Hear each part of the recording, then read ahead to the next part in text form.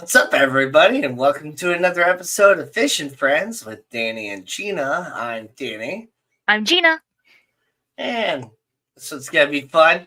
Uh, I didn't have any time, unfortunately, to really plan anything for Christmas or anything like that. But I mean, hey, Christmas is just right around the corner, so Merry Christmas to you and yours. Happy holidays, whatever else you 4 days. celebrate. It's in Yeah, just 4 days. 4 days away, but today is officially the first day of winter. So, Nice. yeah, there's that. Well, what's up, everybody? Does anybody have any special Christmas plans coming up that they'd like to share?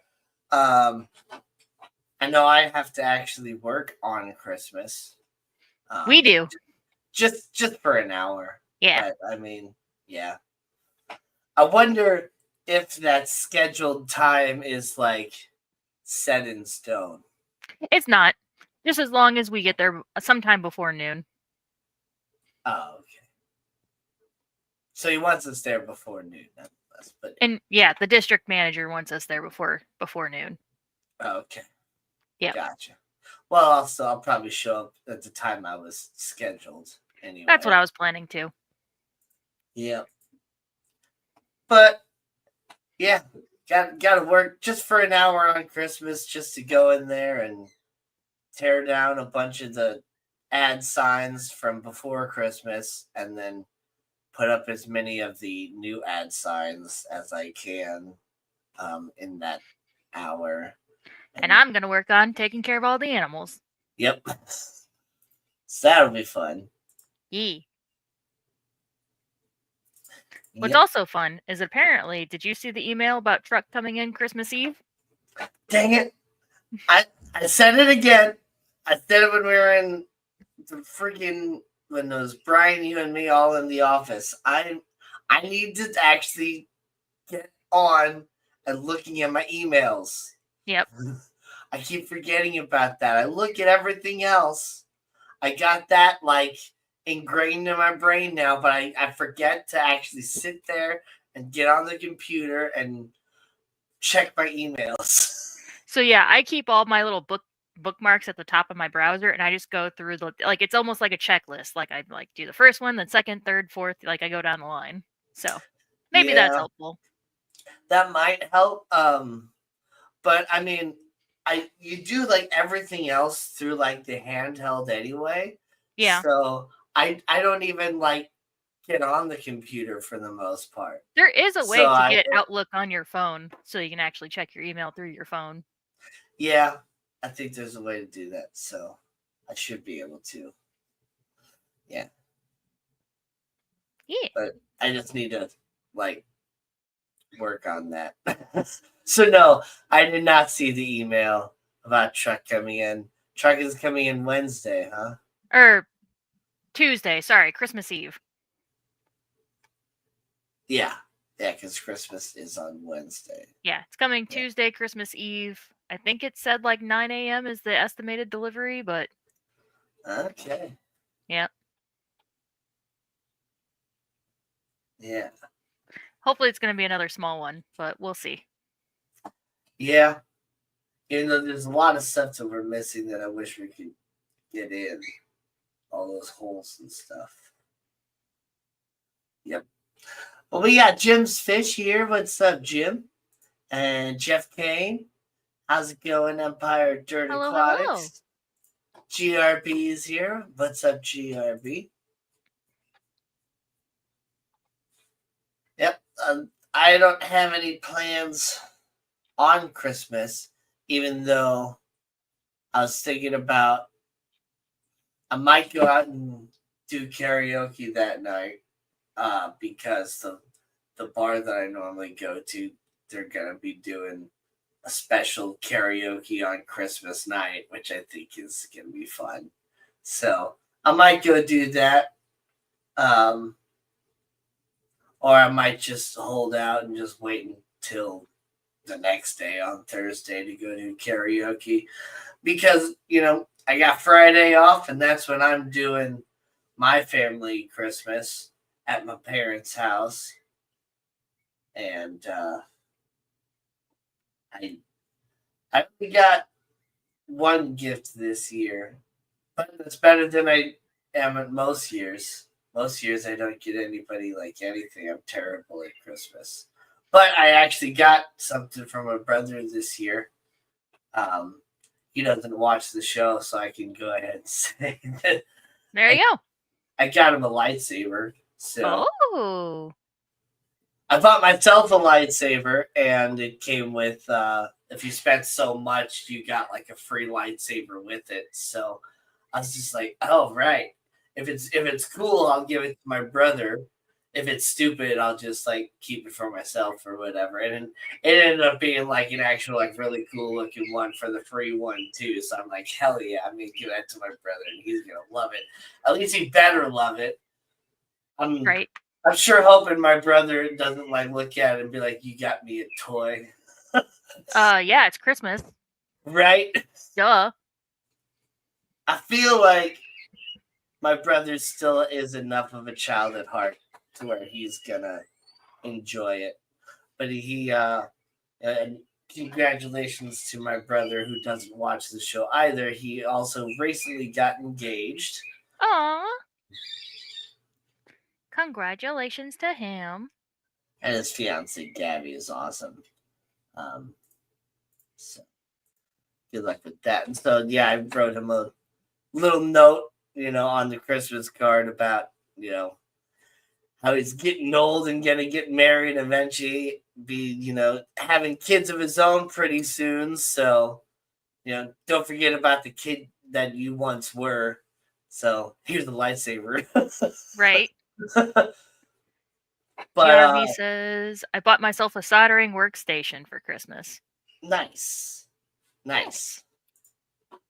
I see I got myself one of those like really nice like uh NeoPixel lightsabers that are like pretty darn expensive and stuff. But they look really, really nice. And then they have like these really nice blades and lots of different preset. You can change all the different colors and stuff to them. There's so many different ones. They have like replica ones that Kylo Ren and Mace Windu and stuff. But then they also just kind of have different sort of ones that are unique to their website and stuff. There's so many different websites you can go to. I went to N Sabers, but there's custom sabers, there's Vader blades, there's so many different ones out there. But what's really cool about it is that it's like programmable. So not only does it come like preset with like 27 different sound profiles, and each of those sound profiles you can change the color of the blade as much as you want. You can change the ignition set type and lots of different ways you can edit it. But then there's also an app on your phone where you can actually control the lightsaber like through your phone. It's got like all different sorts of controls and stuff. Oh, what's really cool about it is like you can adjust like the sensitivity of different things, like the clash when you hit stuff, and it automatically makes like the lightsaber different sounds and stuff. And it's got like a built-in like gyroscope and stuff for like motion control, to where like whenever you move it, it's like vroom, vroom, vroom. It's so cool. Like I feel like such a kid when I am playing with it. Um, I was gonna like grab it and like show you guys and stuff, but this room isn't necessarily that big, and I don't really have enough room in here to like spin it around or anything like that. So I wasn't gonna do that. But you can even like go into like the actual like color palette and stuff, and like completely pick a very unique lightsaber color, even on top of like all the preset colors that they have in there. So it's pretty darn cool. and I got an actual pair and it comes with a coupler so that I can make like a lightsaber staff, like Darth Maul from the Phantom Menace episode 1. And so yeah, I'm such a nerd. Does the USA spell it soldering and say it's soldering, or spell it differently? I just googled it. Oh, I put it in my comments, but he can't. He's on your side. Yeah, I just googled it. Yes, in the U.S. it's pronounced soldering, and it's commonly misspelled as I put it on my side, soldering, SAUTERING, but it is supposed to be spelled SOLDR. That's sauteing. Soldering. Sauteing. Soldering. Yes. Yep. Yes, it is. It is spelled the same way here in the U.S. I just heard a beep. Did something go out? Can you guys still hear me? Okay. Yeah, I can still hear you. Okay. Don't know what that was. Get a notification. Like Discord message. It didn't sound like a normal like notification or anything like that. I opened up Discord and it said something about Halloween sounds, but I'm like, it's 4 days to Christmas. Why are we doing Halloween things? I don't know. Yeah, that might just be a really delayed notification for you or something, because there was Halloween sounds. I do remember that. It was fun whenever people would like log in and out of like the voice chat. It was like or something like that versus the ding that it usually uses and stuff. So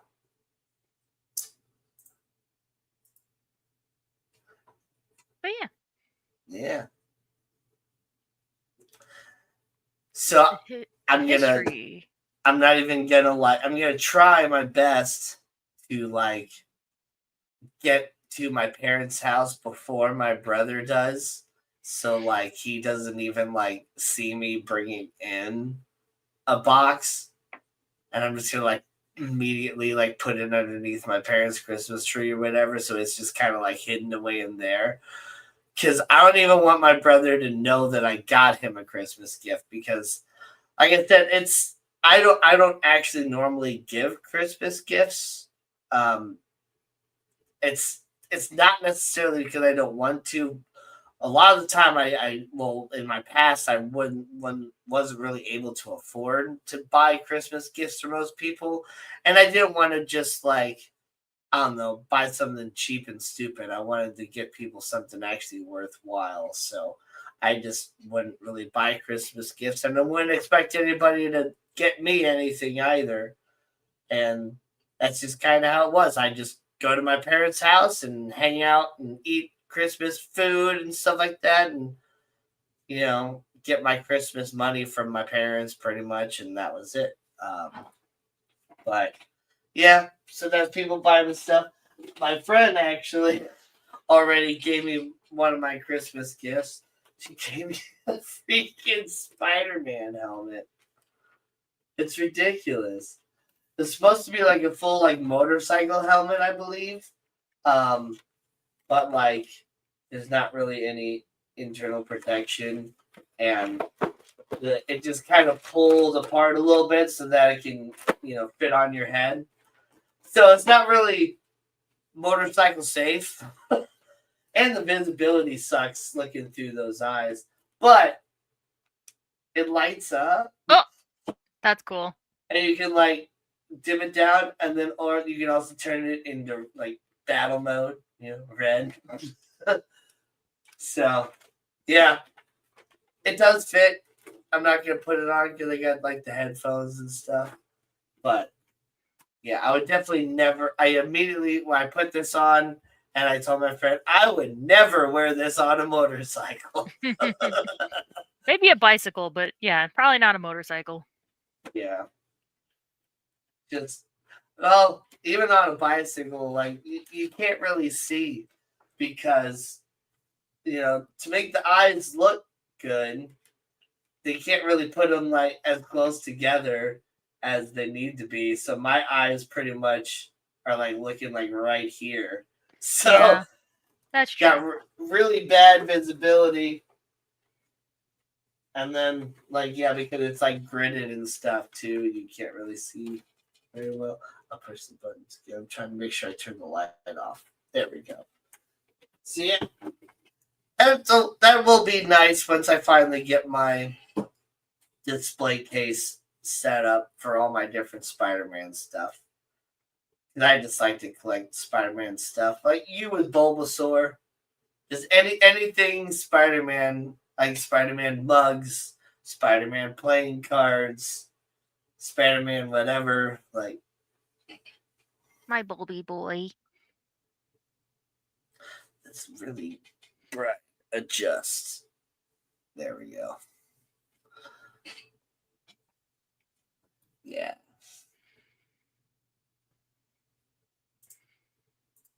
My goal tomorrow is to have everything clean before you come into work. All my dishes done. You caught me at the end of doing dishes last week, so my goal is to have it all done by the time you come in. Okay. I'm going to try to be quicker each week. All right. Yeah, we close an hour later tomorrow. Instead of closing at 7, we're closing at 8. Yeah. And then we got a Christmas party. Yeah. I know I got to come home and Yeah. well, I'm going to get off work, go to Aldi, get stuff, come home, probably prep some stuff. I don't know if I'll start cooking. I might start cooking at about 6. So it's fresh. Maybe 6:30. Maybe 7. I don't know. I have to decide what I'm making first. I know mac and cheese. Big pot of mac and cheese. Yeah. I'm going to see what else Aldi has. Yeah, I was MJ came in today and Brian was still there right when she came in, and we were talking about that Brian was making some stuff and that you were making some stuff, and I said again that it's like I was gonna probably make some stuff, but I'm gonna be here at work all day, so I can't really be cooking while I'm here at work. And Right. Brian jokingly this time was just like, "What? We got like a kitchen in the back. There's a break room with a sink and those stuff. I can get you a hot plate." Right. No, as soon as you start cooking, you'd that's rather when have me back here like cooking stuff instead of like taking working. care of Ethan out here on the sales floor. Like you'd rather have Right. Ethan watch all this stuff. Oh my god. Yeah, and as soon as you start cooking something, that's when somebody will need help in fish, somebody will need help in dog and health and wellness, that's when Ethan will need manager help Yep. at the front, all at the same time, all 3 consecutive pages. Yep. It's like, Brian, you really want me to cook you food right after I put my hands in with the mice and the rats and fish tanks and all that stuff? Right. Oh man. Oh, man. Yeah. So that's not really going to work as far as me cooking stuff this time. But I think it'll be fine. We don't have too many people, and I'm really bad about like if I plan a party, I always have way too much food. And I don't think that many people are going to be coming. So I think with Brian bringing the mains, I bring sides, and then if you want to, I mean, I just bought plates and forks and knives, but we don't have cups. Um, Drinks maybe, I don't know. yeah.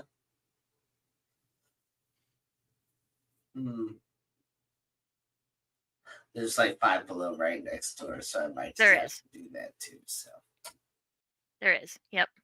And then Aldi on the other side. gonna start taking guitars apart and hopefully put them back.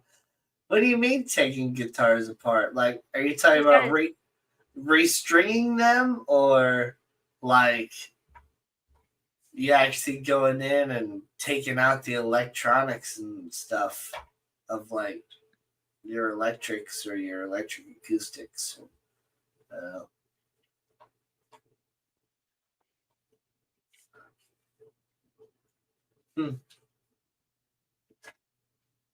Yeah. My day was full of traveling, Nathan's grandfather had actually died back in September, and today was his funeral. So Wow. went They 3 hours they out. Huh? they have the funeral this It far out? Yeah, so he was cremated. So obviously he like the urn with okay, everybody has a little sample of his ashes. I know it's not the right terminology. I'm sorry, but it's just how my brain works. And then the rest of his ashes and the urn that Nathan actually made um was put into the ground today. But yeah, it just worked out to have the most family all gathered together at the same time, which is what he would have wanted. So um yeah. So drove 3 hours north into Illinois. Stayed there till we probably should have left an hour earlier, but we left at about 4 and then got home at about 7. So Oh. Wow, yeah, you really were gone like all day. all day. Yeah. Yeah, because you were, I talked to Brian later, and he said that you weren't scheduled, so he had taken you off the schedule, but Yep. on the paper schedule, you were still on there, Oh, he didn't reprint and it after he took me off. Gotcha. so I thought you were gonna be there this morning, so I went in and I didn't see your car. I'm like, huh, I wonder where Gina's at, and then I get in and you definitely weren't there, and so then it's like, oh yeah, Gina's at a funeral. I'm like, oh wow, I wonder who Yeah. died. Yeah, Nathan's grandpa. yeah, I know okay. I told Brian, I texted him like a week ago, probably right after he printed the schedule. And I was like, "Hey, sorry, I forgot to put in PTO, but I actually have a funeral next Saturday." And he goes, "Oh, okay, yeah, I'll take you off." And I'm like, "Yeah, sorry, I didn't put in the PTO request." He's like, "Well, you can't really plan for it." I'm like, "Well, this one actually was planned." Yeah. I know it's weird, but this one actually was planned. I thank you for giving me the benefit of the doubt, but no, I totally messed up by not putting PTO in. Yeah. Yep. Which it's like, yeah, I missed my family's Thanksgiving, and then like the right after Thanksgiving, my mom's side of the family, like all my aunts and uncles and my grandfather, like got together and did like the Lukey family Christmas sort of thing, or just gathering. They might have passed out a few gifts, but mainly just hanging out and eating food and stuff like that.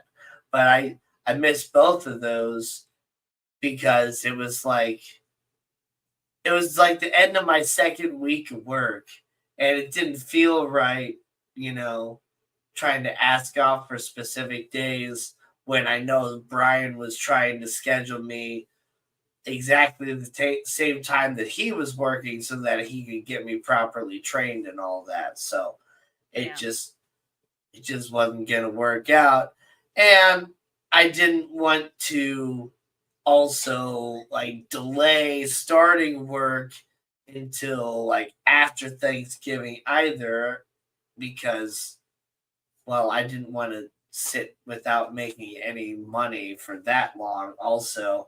But then also like I didn't want to leave Brian just kind of sitting there waiting for, well, both of us. Right. Right. Yeah, It worked out. it definitely did. And I'll get to see my aunts and uncles and my grandfather. And I wonder if my grandfather's gonna be at my parents' house on the 27th. Maybe. We were kind of hoping that our Christmas was going to be at Nathan's dad and stepmom's house because that's who we got Miko from.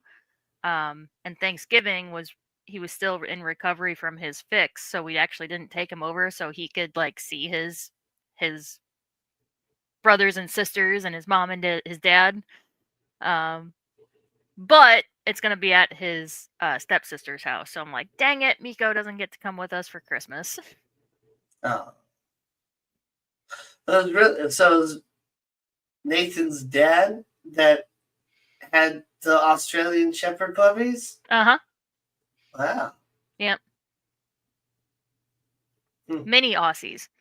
Even though some of them are not many. Some of them definitely are not.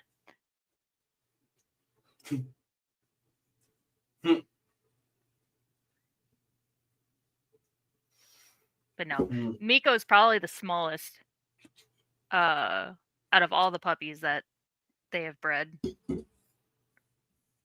Jeez, Thunder, you got so much hair. Yeah. But they're not breeding anymore. That last Miko's litter was the last litter, and then they had the bitch fixed.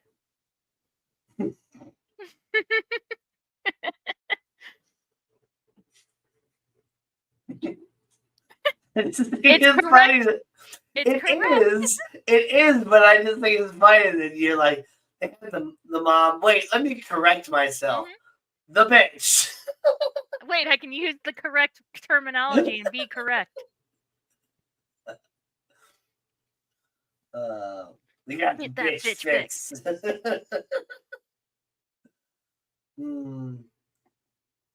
I'm such a child. Which, yeah, with my lightsaber I bought, I didn't just buy myself a lightsaber. I also got myself, like, a set of, like, black Jedi robes. Of course.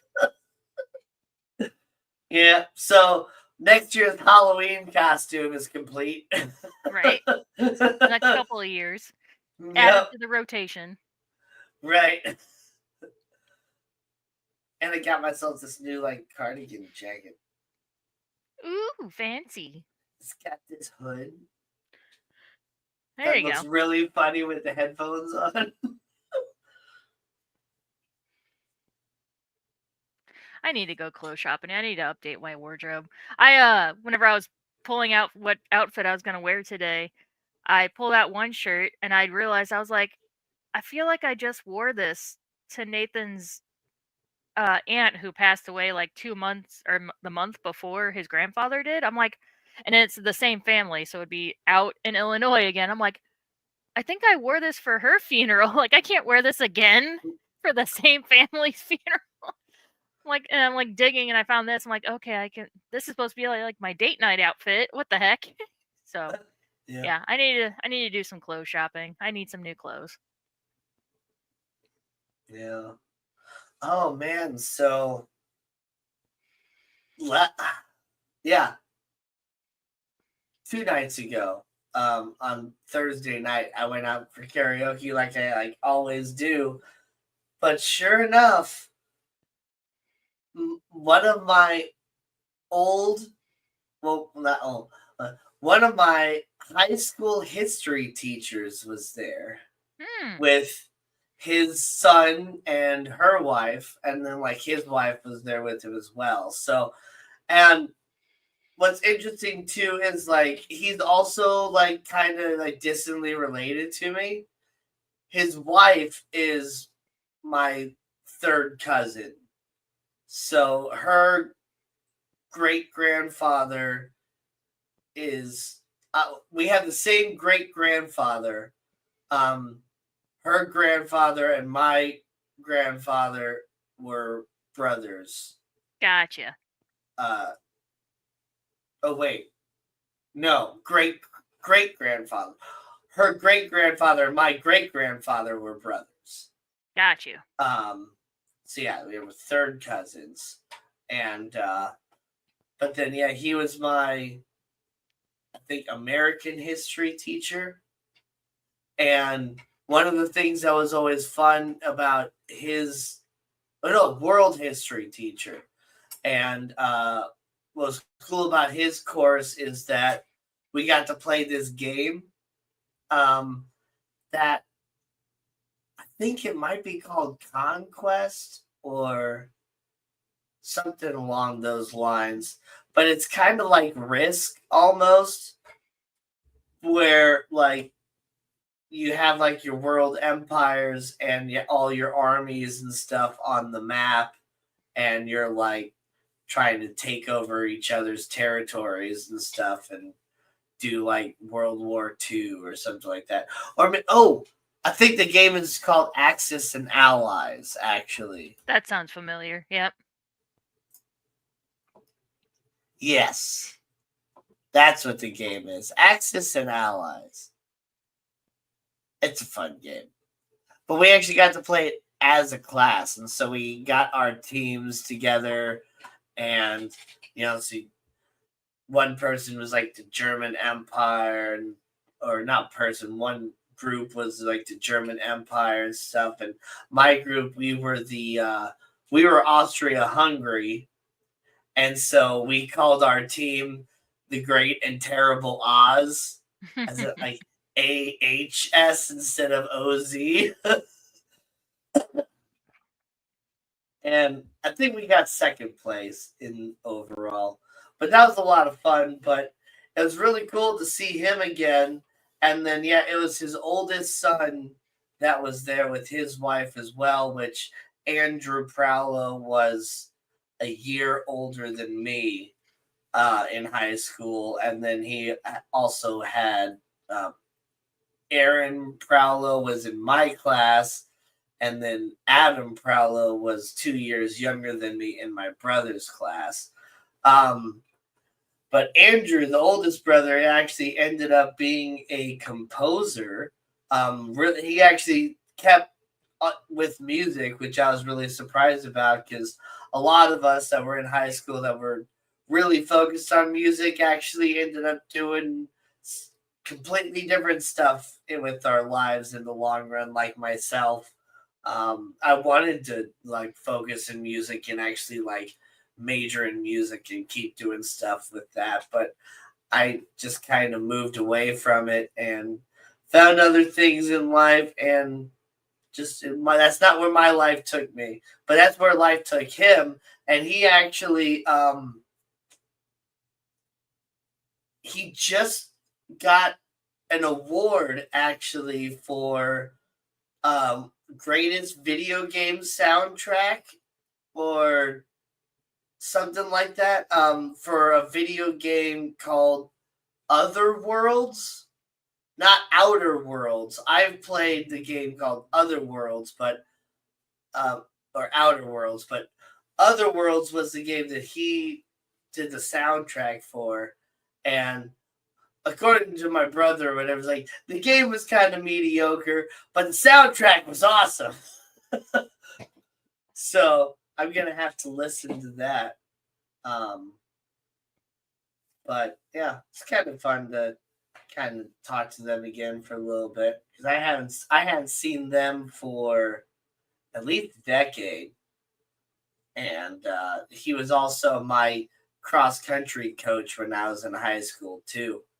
And I told him that I still remember to this day one of the things that he said in cross country practice, and it it kept me motivated in so many different ways throughout my life. And I even kind of had other people say something kind of similar to it when I was in the army. And what he said was like your body can always go further than your mind tells it can. And that was a way to keep us going in cross country, like you're running long distance, and your mind will start to tell you, like, I'm tired, you need to stop, slow down, you're tired. But when your mind is telling you that, you can always go much further with adrenaline and things like that. So I mean, there's women under the power of adrenaline can lift a car off of their baby. So, it's that sort of thing. But in the army, somebody else, also said, I don't stop when I'm tired. I stop when I'm done. So I've always kind of used that myself. And it's helped me in lots of different ways. And, maybe it can help you too if you've never heard anything like that. But that's it's really kept me going, and helped me be like a good, strong, hard worker too. Because I've never been that person to just sit there and complain about, I'm tired, it's hot, it's cold. Yeah. If I'm going to complain about stuff, it's legitimate. Right. And then I'll try to fix it too. My problem is that I start too many projects at once and I have too much on my plate and I can't get it all done in one shift and then I get mad at myself for not finishing it. Yeah. As you saw, I don't like to leave on time. I don't purposely make a habit, but it's a bad habit that I don't always leave work on time. Right. And then today when Brian's leaving is just like, we don't have any extra hours. Everybody has to take a lunch today. I'm like, Yeah. thanks, Gina. Hey. I think because I have to take like a double lunch on truck day because I have to come home and put Kane in his wheelchair. So that I think I was only over like a half an hour this week. I wasn't that much over. Plus, I missed all of today. So, Yeah. I think I was only scheduled 28 hours this shift. So, I actually helped. You're welcome.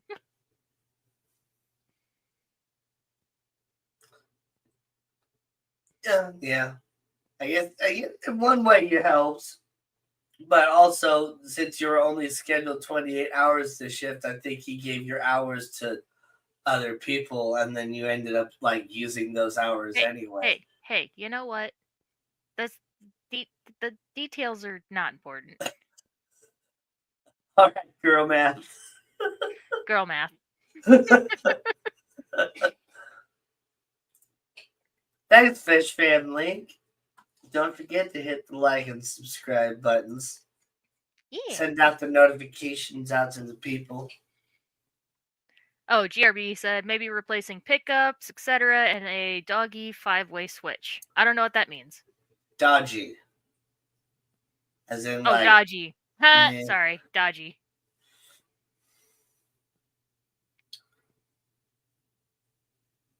Doggy. Shut up. I misread it. I'm sorry. Yeah. At least you got soldering right. I got soldering right. It took me a minute.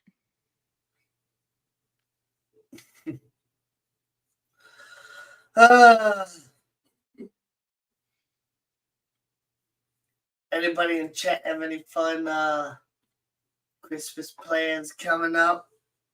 Or Yeah, I just realized I never ordered my mom's present, so I'm probably gonna order that tonight. Life Lessons Aquatics, what's up? Melvin, hello.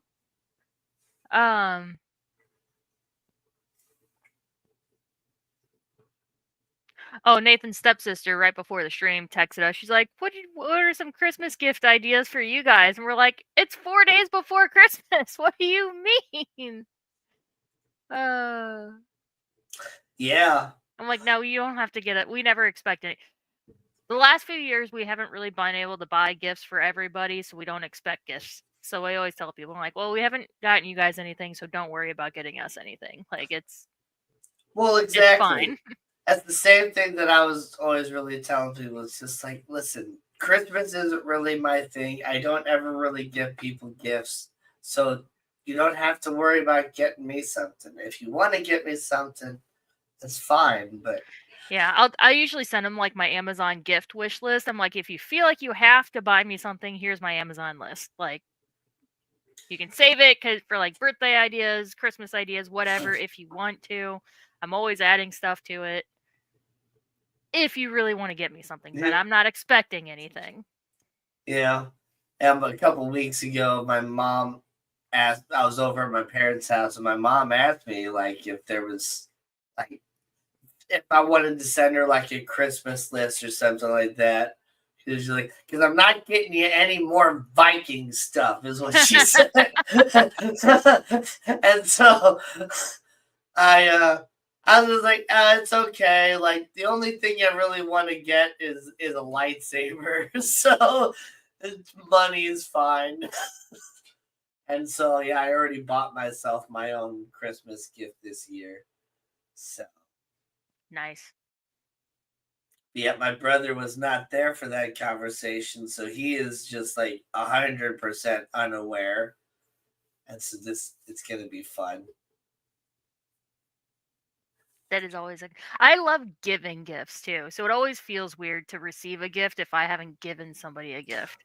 Well, right, and yeah, I would always end up, kind of leaving Christmas feeling like guilty Hmm. because I would come and like eat food and get gifts and leave.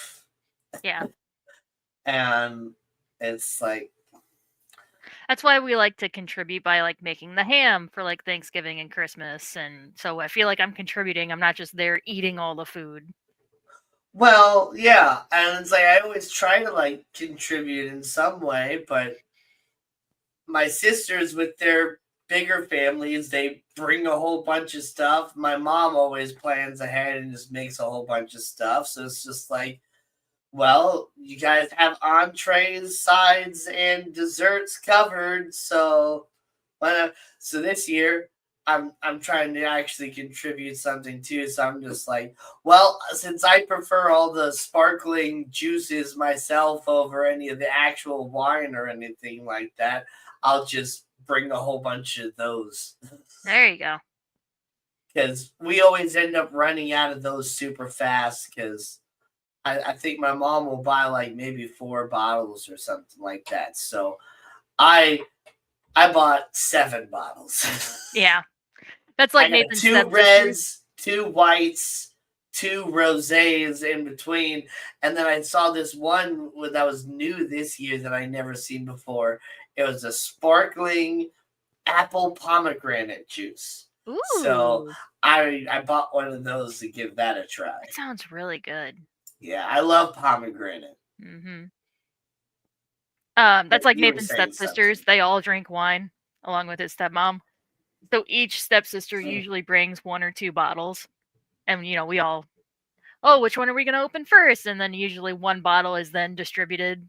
We go through one round of it, and it takes up the whole bottle, and then the next bottle, and then the next bottle. So Yep. yeah, And that's kind of typically what my family does too. A couple people bring some wine. My mom and dad open a bottle or two themselves, and just kind of everybody drinks the wine. But I don't really care for wine a whole lot, so I just like to drink the juice because it's delicious. So so I don't steal it all from the kids. I made sure to bring plenty myself.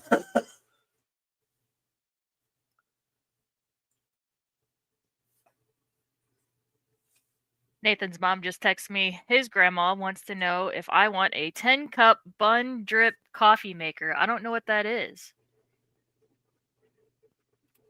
A Whoops. 10 cup, so it's gonna hold 10 cups worth of a what drip coffee maker?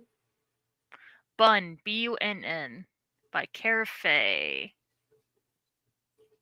Bun. Oh, so it's just a coffee maker. It's just yeah, it's a drip coffee maker. Yeah, I figured it was just a standard coffee maker, but I just never heard of bun drip Um, before. maybe I could take it to work. I could What do that. what bun? Bunn. What does that stand for?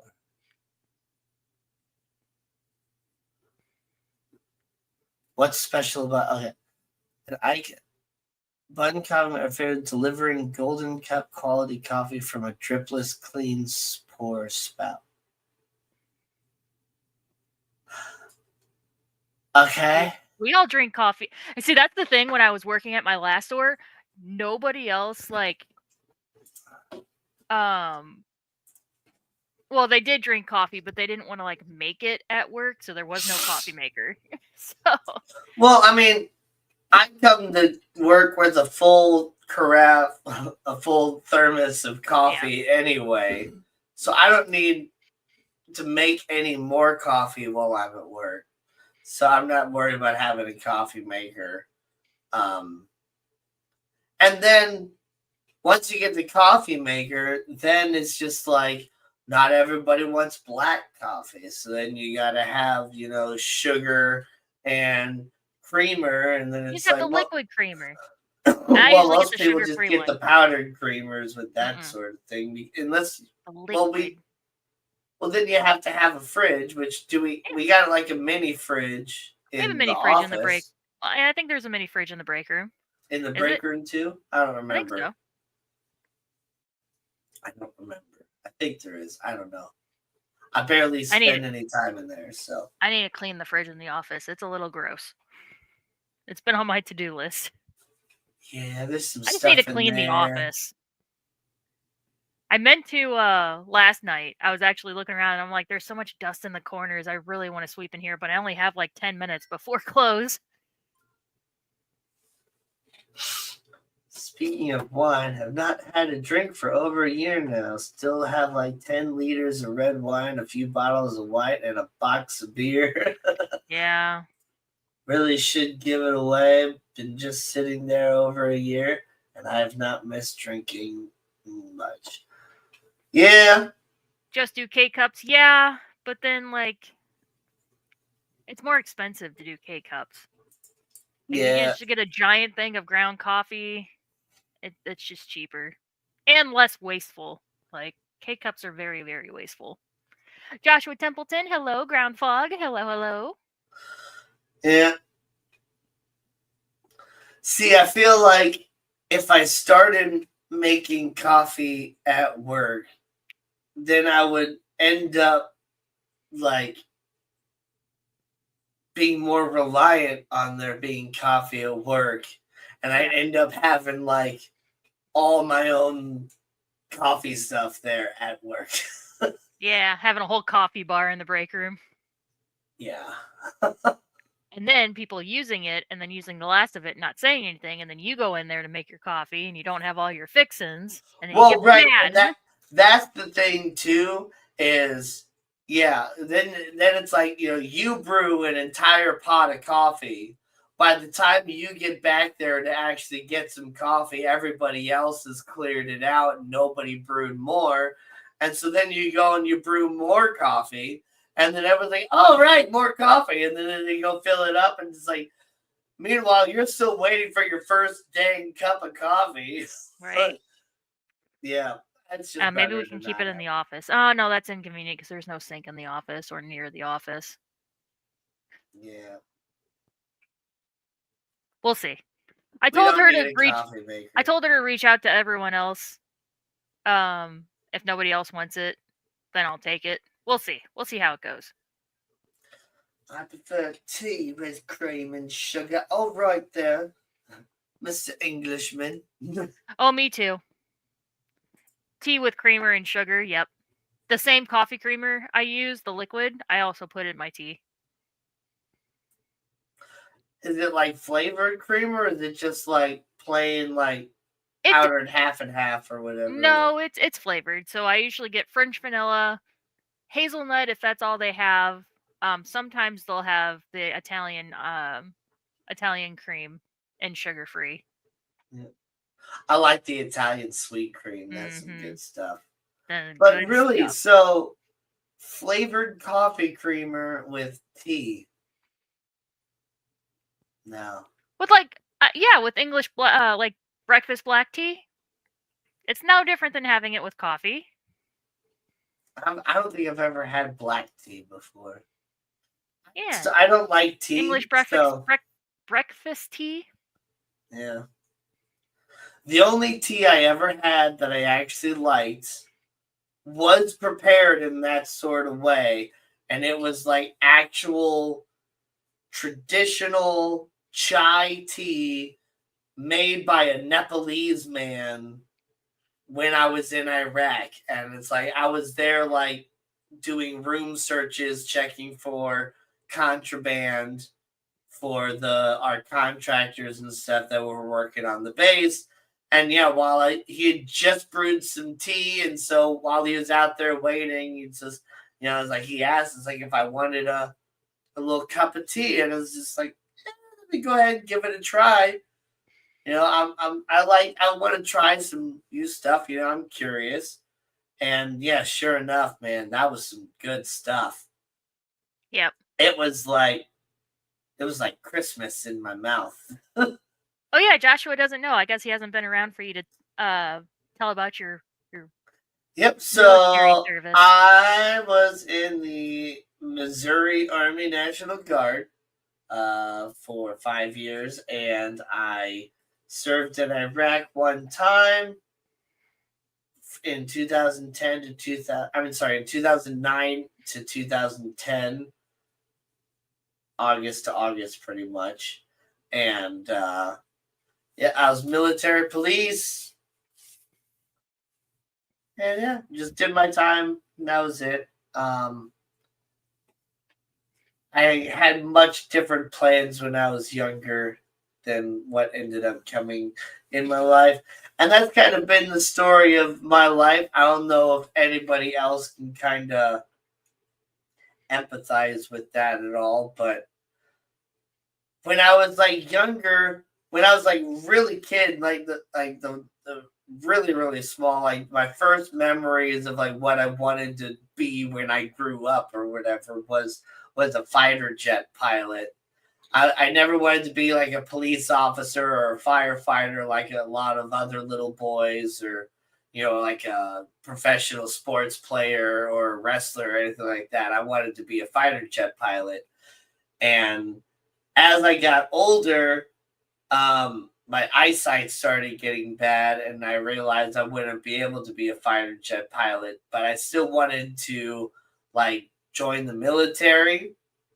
And so then I ended up actually joining the military, but I also wanted to do music. And so that's where I had a battle when I was in like high school and stuff. Cause it's like I felt like I needed to serve my country. I felt like that was something I wanted to do deep down ever since I was a little child. So that was something that I felt like I had to do. But then I also like wanted to do music and stuff, and I was trying to figure out a way to balance it both ways. And that was kind of the point of going with National Guard versus like active duty. And then with the military, I ended up like finding military police. So I ended up going with that. And then that kind of changed my plans. I was just like, well, with the way that I'm going with trade and stuff, maybe I'll be like an FBI agent or do like US Marshals or something like that. And but then after I went to Iraq, my mind changed again, and I didn't want to do any sort of police work anymore. So then I went to like healthcare for a little bit, went to school for that, and changed my mind about that again. I seem to have been have had a pretty indecisive life as far as deciding what I wanted to be and what I wanted to do with my life. And so now, as I've grown up, I've done so many different types of jobs, and I have so much different experience in different ways. Like, I don't know if anybody else has had a, not necessarily like the exact same choices, but have you had like a kind of vagabond life of not necessarily knowing what you wanted to do with it? Or were you the type of person that like you always knew what you wanted to do, and you pretty much were able to like set goals and do all that stuff and find the career that you wanted, and did you accomplish that? Like, that's what my brother did. My brother pretty much followed in my dad's footsteps and wanted to be a pharmacist and went to pharmacy school, and now he's a pharmacist. I Yeah, did not do that. that's how Nathan is. He went to school to be a machinist and he got his job as a machinist and he's been there for 14 years. Um Me, I've been just I like you, I just gone through different industries and It yeah. seems most of my, well, pretty much all of my jobs have involved service in some sort of way. Whether, yeah, the military, um, retail, working with Schwann's, pet stores, all these different things. That seems like what I really like to do is take care of people and make whatever it is that they're dealing with easier.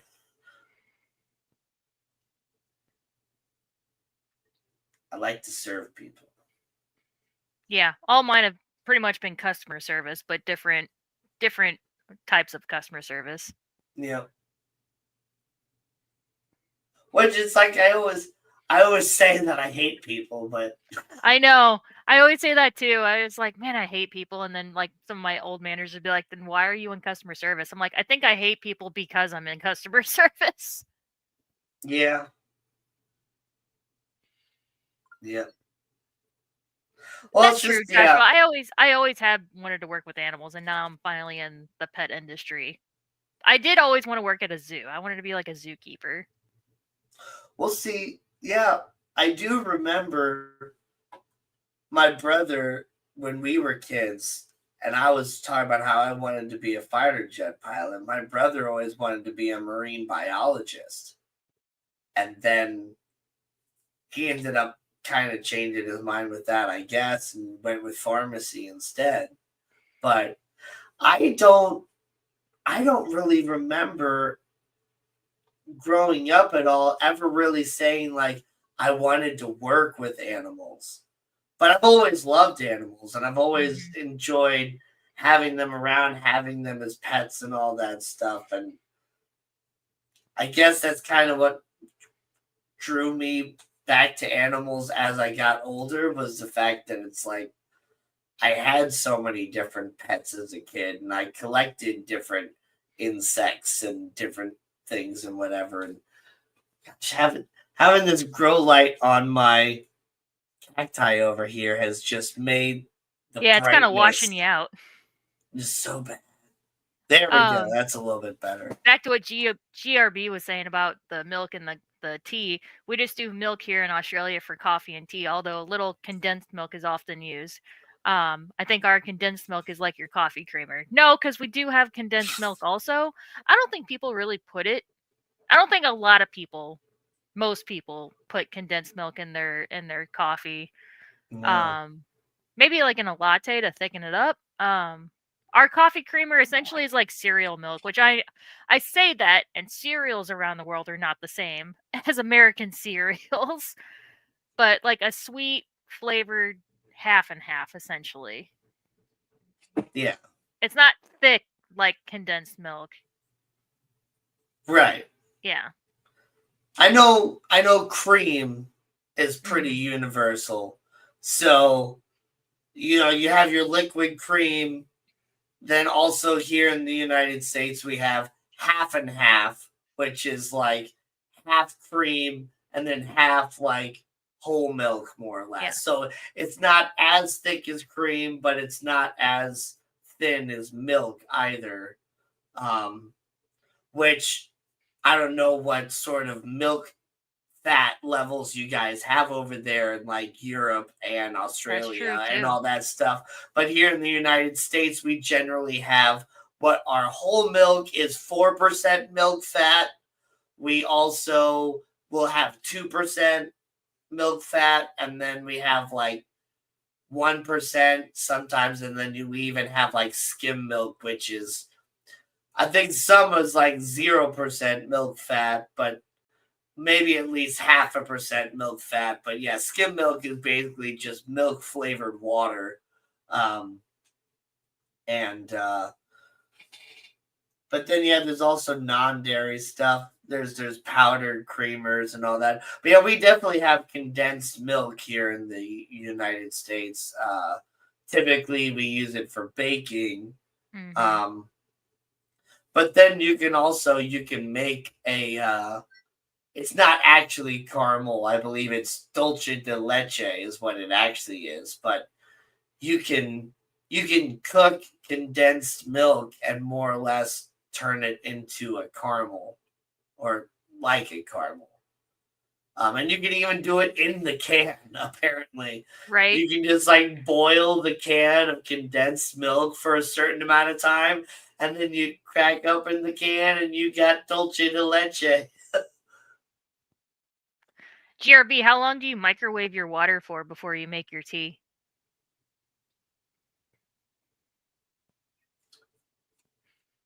He probably does the old-fashioned thing and actually puts it on the stove. I know. I'm trying to trigger him. Oh, Apparently, it's a very triggering thing for an American to say to either somebody in the UK or Australia. I'm oh, waiting for the chat delay. microwaving your tea water. Yeah, that's it. People like people who visit America. They're like, "How do you guys make tea without kettles?" And it's like we microwave it. You do what? We microwave it.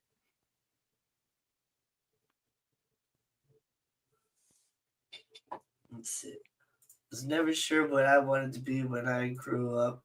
Dad was career Australian Air Force, which kind of was my plan as a teen growing up. Yeah. But then became a hippie. And that ended my aspirations for military service. Understand? But needed employment. Sister got me testing for the bank. Got highest score for the state of math section of testing. That's funny. Nathan's grandpa also was in the military. He I think it was technically Army, but he was a liaison between the Pentagon and the White House. So he knew a lot of like top secret stuff. There was something apparently like last year or something that was on the news. Something that the news announced or the government announced, and he goes, "Oh, I guess I can talk about that now." It's like, oh, so this is not a new thing. He was like, "No, that's been going on for decades." Oh yeah. Anything the military finally releases to the public is at least 30 years old. Yeah. Keep that in mind. Like any technology that you are aware of is 30 years old. Mm-hmm. So just imagine The how aliens, much advancements we've had from in the last like 30 years and how technology advances exponentially. So the just aliens have been imagine. around for at least 30 years, guys. That is not Right. new. Right. Like you think they're the reason they're all this drone stuff recently, like there's a reason they're not talking about it.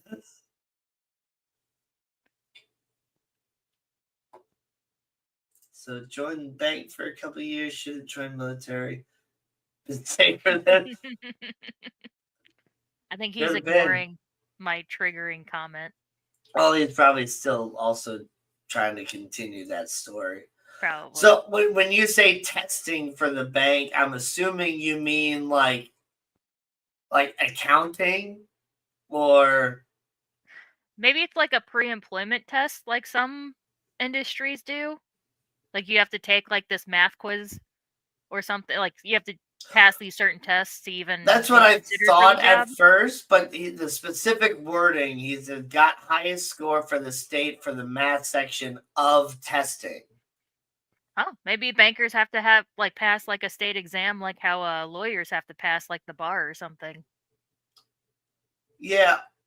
Well, what I'm saying is I think it could be just different wording, maybe, like because when we take like our standard tests in school, the what is it, SATs, the ACTs. SAT and the ACT.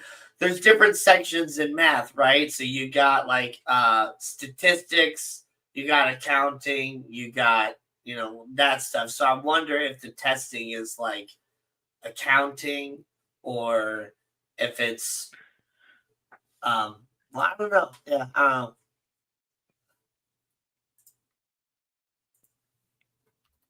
know. Hmm. Testing Australia.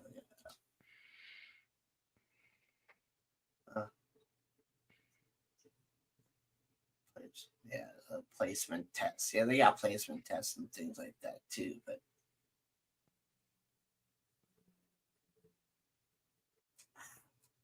sometimes I hate Google. He says he left the bank and went into mining/industrial environmental science in the early 20s and was involved developing world-leading industrial wetlands that clean industrial wastewater. Oh, nice. Hmm. Like giant bog filters for nature. Yeah. Cool.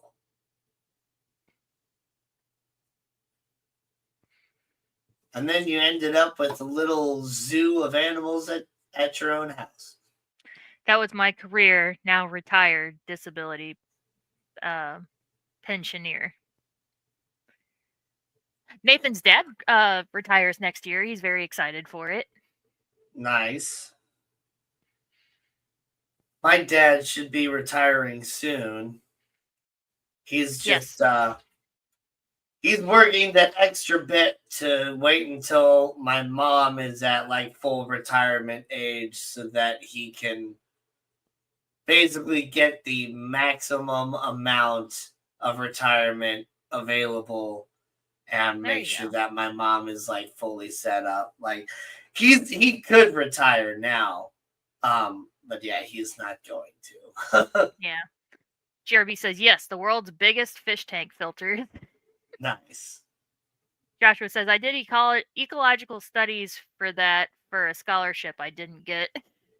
Aw. Hmm.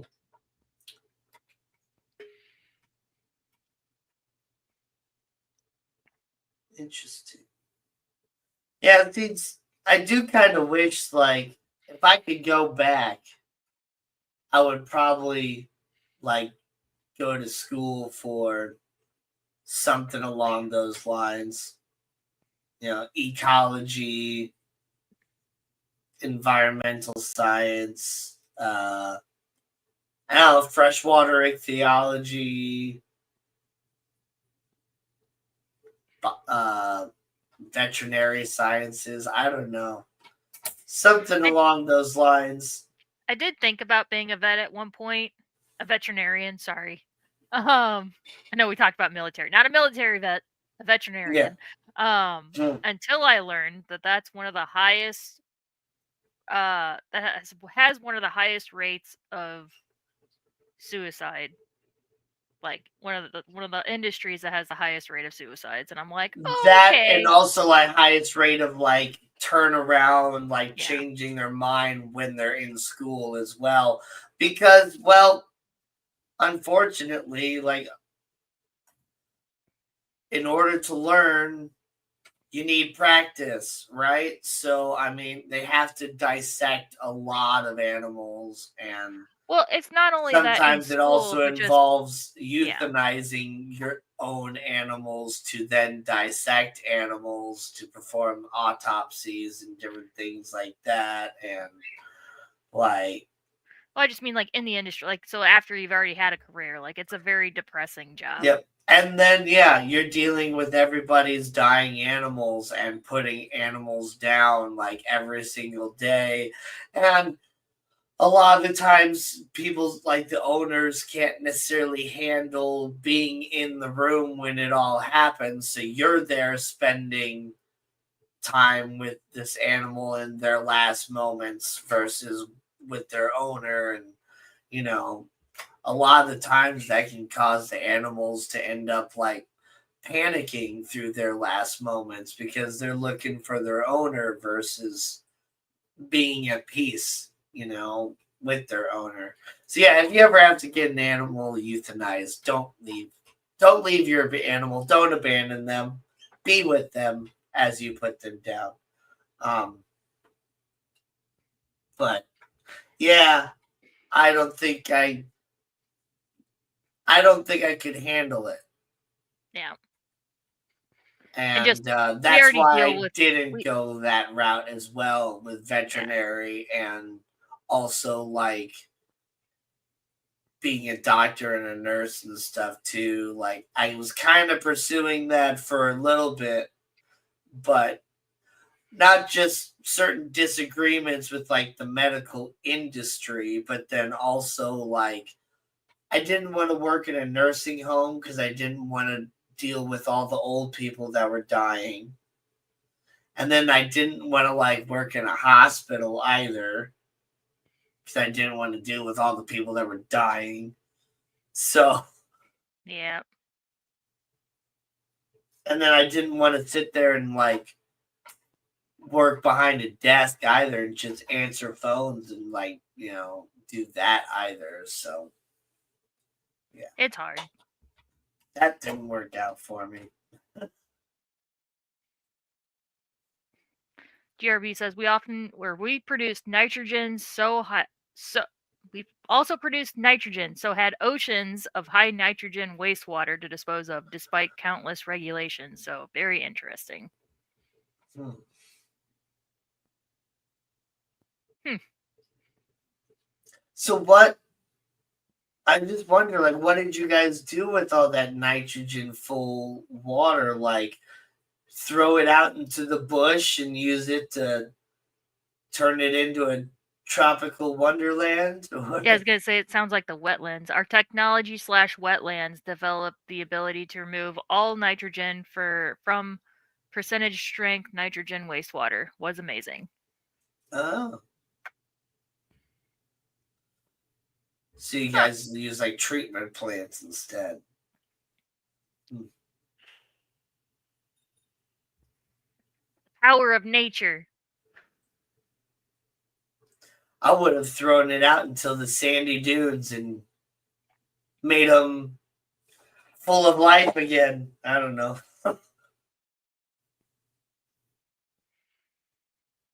Revitalize the sands with nutrients. Hmm. Yeah. Interesting stuff. I also want to get all my cleaning done early tomorrow so I can actually help you do cycle counts on the animal side. I was only able to do like 2 rows last week, 2 aisles. Oh, So, yeah, hope am to I get my supposed animals to do done. cycle counts on the animals? Just whatever. Not on the animal, sorry, on the animal side, on the companion animal side. So I got the first 2 rows of fish done. So like we got a bunch of gravel in this week because I was Oh, able to get through the gravel section. Your effective zeros. yeah. Yeah. I always try to do it on the animal side because you have to do the rest of the store. So I mean, I've already gone through the entire store, yeah. so it But every should Sunday. be effectively everything should be affected zero.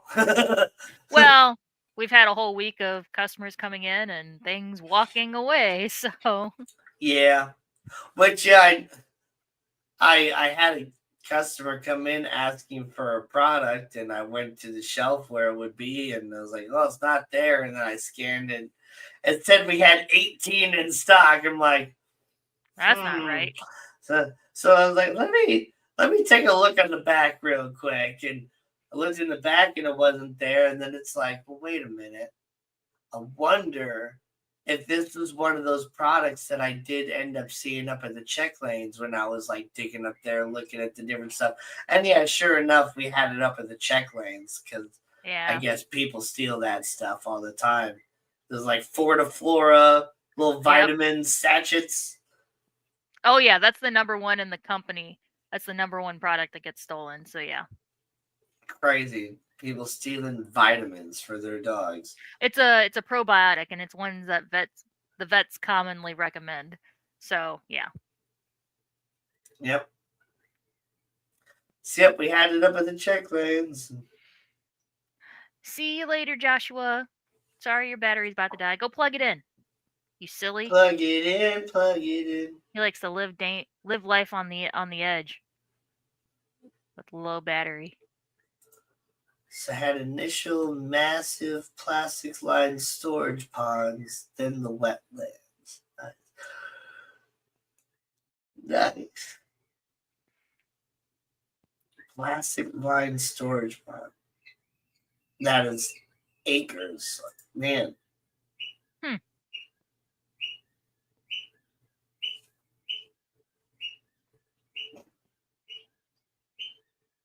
So like a I'm man-made excited. pond, and then the goes through the wetlands, which is more of like a natural but still man-made pond.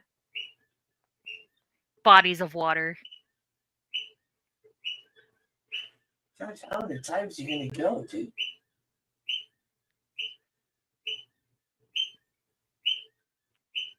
Can you hear him?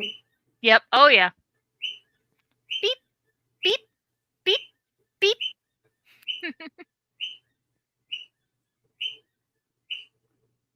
Oh, there we are. Oh. Yeah, he's moved on to the next chant. Ah.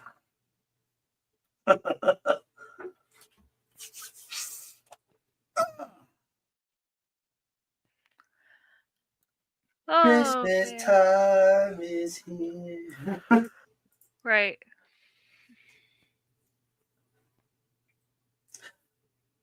Anybody Hopefully. have any favorite Christmas songs? Oh, freaking our one coworker on Thursday was playing one before the store opened. It was I Want a Hippopotamus for Christmas. And I was thinking I didn't realize it was her speaker playing that she had in a cart because it was before hours.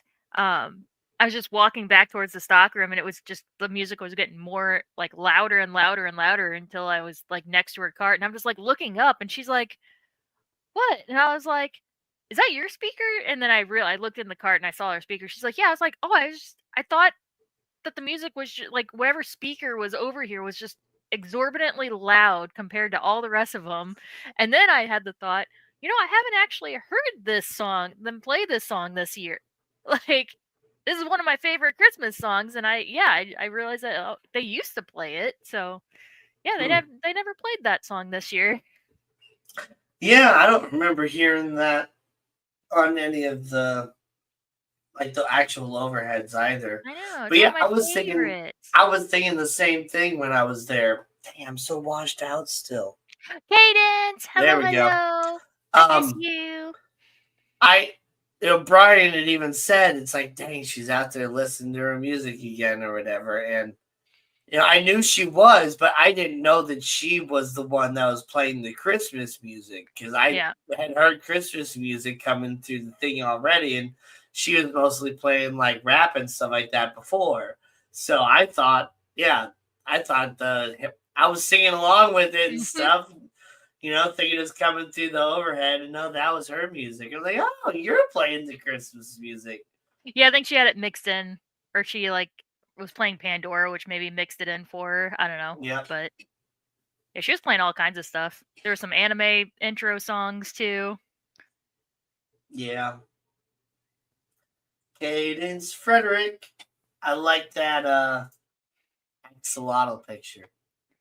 GRB mentioned Everclear, so I actually at my old store's Christmas party, I won a Bluetooth speaker. So to test it, they told me to test it to turn it on and start playing music. So I did, and yeah, my YouTube music I did the super mix, so they mixed a playlist for me. And yeah, it was playing a lot of Everclear that night, so it's funny that it's brought up again. Nice. Yeah, Everclear's a good band. Use first stage wetlands to rotate each daily fill one, empty one each day into a big man-made natural also plastic lined wetlands with plants. Nice. Nice. One of the CDs has a Christmas song. I will be hating you for Christmas. Yeah, so I sometimes I like to listen to some of the traditional Christmas music or whatever.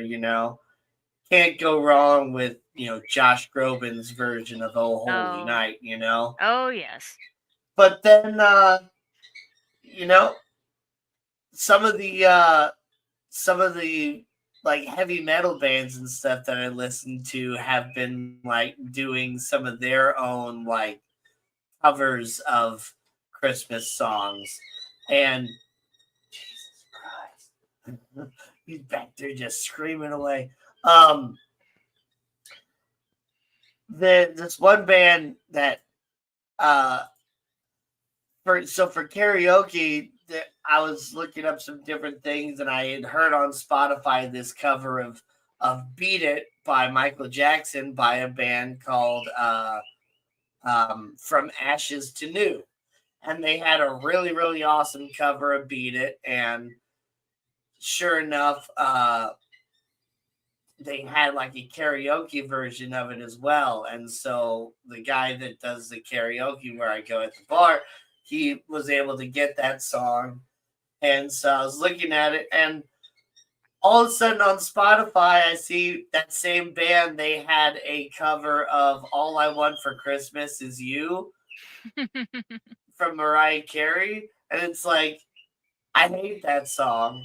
That's probably one of the worst Christmas songs ever. And it's like, that's like the stereotypical song that everybody hates now when it comes to Christmas, too.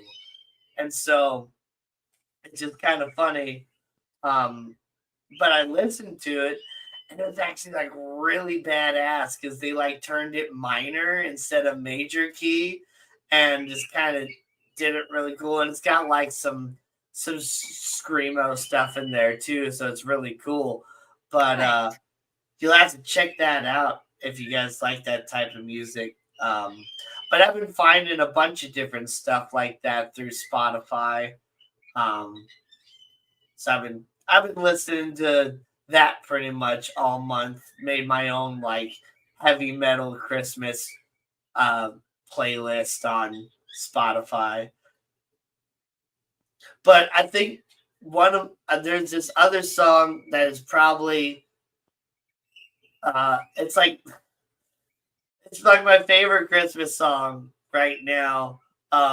It's a parody. It's by Psycho Stick. I don't know if anybody's heard of that band.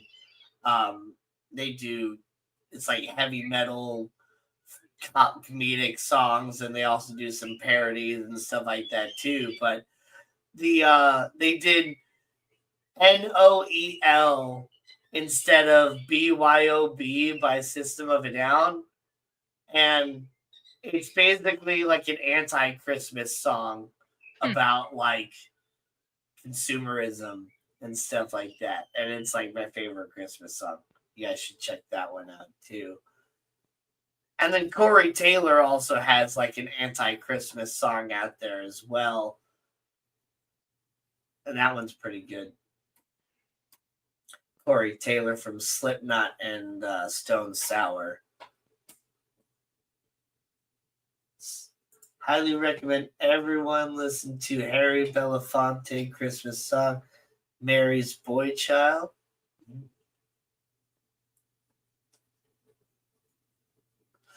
Yeah, I wonder. So I know there's some different Christmas songs in Australia. Do you guys also like listen to like all the American classics in Australia? Like, do you guys have a bunch of music that's also talking about snow and white Christmas and building snowmen and stuff like that? Or do you guys like strictly focus on Or do you guys listen to the Beach Boys Christmas Australian album? Christmas? Yeah.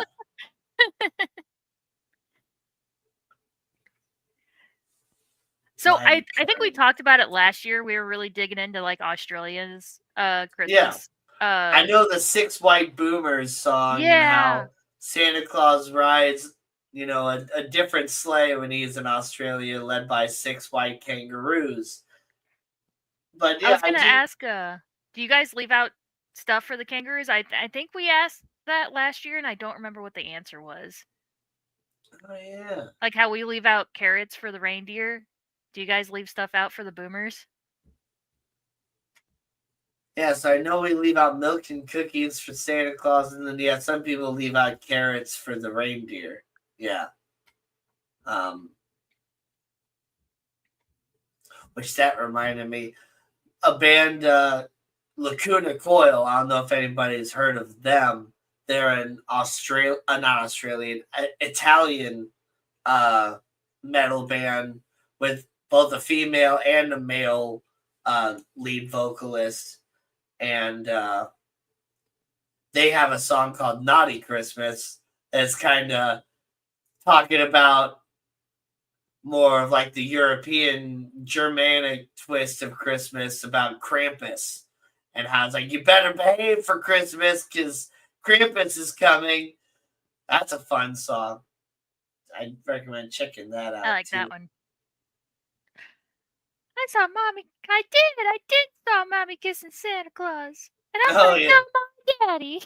We were laughing about that the other day. Mommy kissing Santa Claus. Yep. Dad is gonna find out he's not gonna be happy. We were all giggling about that the other morning. Yeah. I put my sad allocation in Lekka, and it's so much happier now. Yay! Yay! Lekka's amazing. I use Lekka to make the base in here so that I can make like the waterfall and all that stuff. And the Lekka is just like a big filter for the water, and it also is a growing medium for all the plants. So some of the plants have roots that go all the way down into the water now. And nice. then the moss obviously doesn't. So is it just like really good draining substrate? Like, is that what, I don't know what Lekka is. Lekka is gosh, I can't remember exactly what it stands for. Oh yeah, did you know Lekka is an abbreviation? Yeah, lightweight expanded clay aggregate is what it is. So it's these I'm gonna show it here. It's these clay balls. Oh, okay. Yeah. And so they're highly porous. So it's kind of like filter media, and you can actually use it as filter media for your fish tank if you want to. So it absorbs all the nutrients from the water, and it allows. Is it essentially samurai soil, Lekka? Samurai soil. I don't know what samurai soil is, but it's clay pebbles basically, and it's kind of like Eco Complete almost in a way, but not. And it's kind of like also using like cat litter or whatever, but it's clay pebbles that are expanded so they're full of pores and they absorb the nutrients, and then they hold the nutrients, and then you can grow plants in it, and then the roots can get all that stuff. So it's a great way to grow plants like in water, because the roots can actually like hold on to something. Here we go. So it's lightweight, durable, resistant to fire, chemically inert, environmentally friendly. Aquaponic substrate. Yep. Or vivarium, or Yep. But you can grow plants like straight up just in cups with some Lekka, and just, put the water up to a certain level. Nice. Not all plants can grow in Lekka. I mean, because I'm really surprised to see this Haworthia in Lekka here, because Haworthia is a type of succulent cacti. So I wouldn't think that would be very happy in that sort of environment. But you can grow lots of different stuff in there. And I guess you don't necessarily have to have the water level all the way up. You could use it as like well draining soil, I guess. I was gonna say, would you use that with plants that get root rot easily, so that way you can kind of help manage the water a little bit better? Well, yeah, it just kind of depends. So like your pothos, and like you can use like the stuff that you can grow out of your fish tank. I did this when I first started growing stuff out of my fish tank. I'm trying to look for some right now. It doesn't look like I have any within like arm's reach or anything like that. But those little plant baskets that your aquatic plants come in, I would add a little bit of Lekka balls in there, and then add my pothos cutting, and then I would hang that on the back of my fish tank. And so you get plenty of those water roots that would grow out into the fish tank, but the plant had a little bit of structure right there at its base to actually have something to hold on to. And I Gotcha. really felt like that helped boost my pothos growth much more because it had something to hold on to. Um, you know, plants, even when they grow water roots and stuff like that, they still would like, something to hold on to help actually hold the plant up and stuff. And that's actually what causes a lot of plants, I think, at least I feel, I'm not 100% sure if this is correct or not, but I at least feel like that's why a lot of plants will last in a fish tank for so long, like 3, 4 months or something like that, and then they just kind of eventually die off because the roots will grow for so long, but if they never really have anything to hold on to, the plant just kind of eventually, you know, succumbs to whatever it is and it dies. Um, so it's hard to find, a good aquatic uh, substrate that's not going to screw up all your water, but still be able to give structure to the plant. So you can use that. Gosh, I feel like if you could even use that for an entire substrate in a fish tank if you wanted to. I don't know why you would want to. They do have like smaller versions of it, and in fact, I think the Aqueon like shrimp substrate Yeah. is just it's basically the exact same thing as Leca. It's just like a much smaller, like BB gun size little BBs of little clay pellets like that. And yeah, Alocasia is very happy in it. Monstera would love it as well. That's what this picture is right here. I was suggesting, you could grow your Monstera plant out of Leca if you wanted to. Yep, it just grabs onto it just like that with those little bitty micro roots. And those little bitty micro roots that the mouse is over right there, if you guys can see my mouse, I believe you can. That's what actually grabs the nutrients is these little bitty roots. The big ones, they're more structural roots, and then those little bitty ones are what actually absorb the nutrients. And you can't get those little bitty roots if these big roots don't have anything to hold on to. Oh, apparently it comes multicolored as well. GRB says we have a very, very similar looking round pea gravel here on the ground surface, but it's like an ironstone, maybe I don't know what that is. So super heavy, not lightweight like Leca. Yeah. Yeah, we have pea gravel like that as well. In fact, they sometimes, well, yeah, you can buy that. I might have used that actually, something similar to that in my pond out in the back, We actually, for have the a substrate. substrate marketed for bearded dragons, and they say it is like they go to the place where bearded dragons live in Australia, and they literally just scoop up the dirt and bag it up and send it. It's like almost like a red clay type of dirt, but apparently it's very dusty and it tends to like stain the bearded dragon if you don't rinse it first. Yeah.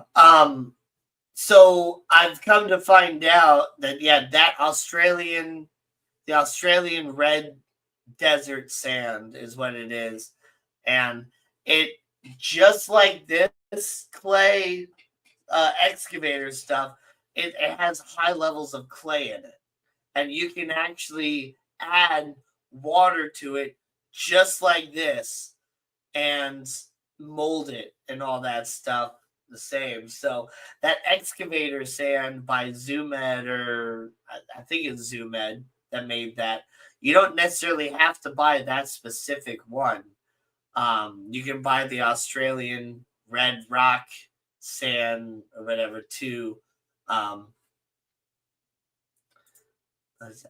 bauxite is the ore for, yeah. Aluminium.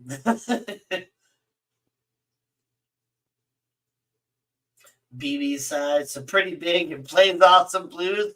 Nice. BB King.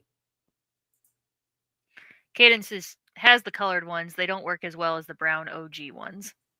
Yeah, I figured they wouldn't because you gotta like lightly glaze them, I guess.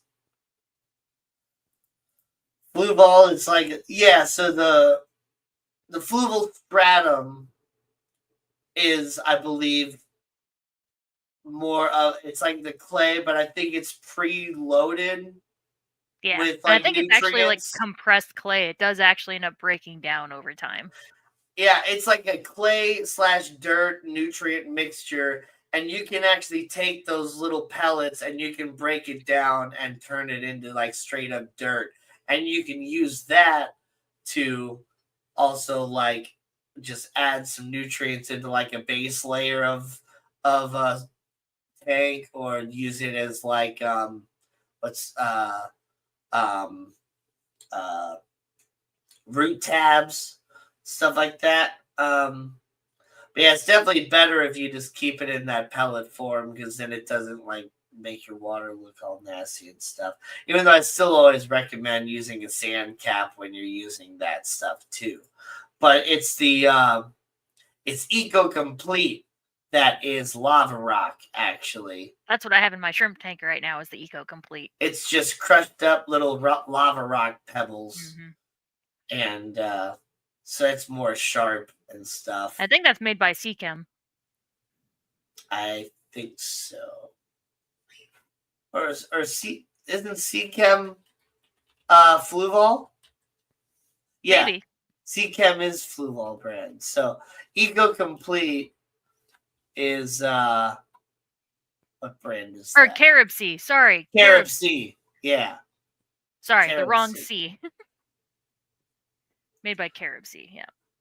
Which I had it right in Carob my Sea, brain. the same brand that Carob Sea that makes Eco Complete. They also make Aranga Alive, which is the saltwater version of it, which is crushed coral and crushed aragonite that has beneficial bacteria and stuff already in there. So it's ready to go and boost your cycle really fast.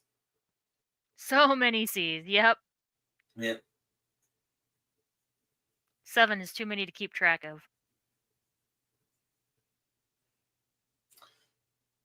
Yeah.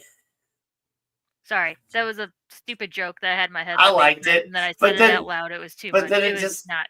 Yeah, didn't make sense out in the world. It made sense in my head. It reminded me of this one of the donation hearts at work of the people that have donated. There's a name written on one that is, it's Mississippi.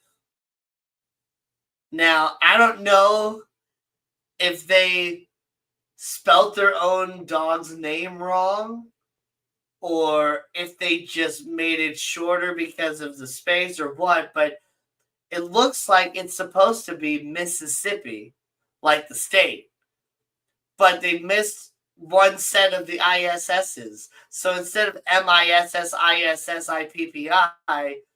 it's just MISSIPPI, Mississippi. So I don't know. They should have put an apostrophe in the middle of it. Right. I don't know if it was intentional or accidental that they misspelt it or not, but it's screwing with me. And so yeah, when you said the 7 C's, I was thinking about C and the letter C and 7, and yeah, my mind goes weird places.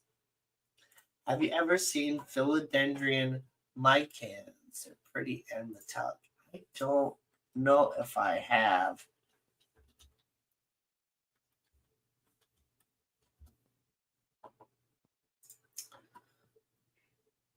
Get to Googling. I think I have. Oh, I've never owned no phone. one I wasn't before. talking to you. my assistant, my Google assistant just popped up. How can I help? Right. No, I wasn't talking to you. So I think I've seen this before. It looks, familiar. with the leaves and the kind of almost like velvety sort of look to them. I've never owned it, but I have seen it before. That's a purty plant. Yeah. Yeah, Cadence is also a plant nerd. I've talked about having her up on stream with us so you guys can just nerd out with plants.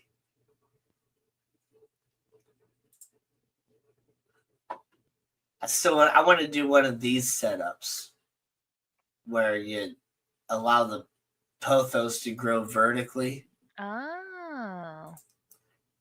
and then it goes down. But yeah, basically you make like a spike in the middle, or you can use like sphagnum moss and whatever else, and it actually gives the roots somewhere to grow. Sometimes people do like little sticks and make like a little frame like that so it can grow vertically. But yeah, if you put like, there we go. This is a good example of it. Cadence says the moss pole. Oh my god, I'm gonna make some soon. Yeah. The moss pole allows it to grow vertically and stay super dense, and actually, you can get roots up in there, and then you can water straight down that way as well. She says it's such a pain to keep moist. I wonder if you could do like some kind of recycling trickle method, but would that give it like root rot? Would that be keeping it too wet? Probably. But you're onto something, which is I've talked about before. That is one of the best ways to garden. It's called aeroponics instead of like hydroponics, where you grow in like a vertical tube and you don't actually have like any sort of like real like grow media. You just start the plants in just a little bit of like rock wool or something like that, and the roots will go into the tube Or leca? or leca. But you want it, and you want it like rock wool's easier because it just kind of stays together. Oh, okay. Whereas leca, you kind of need some other container to like hold that together.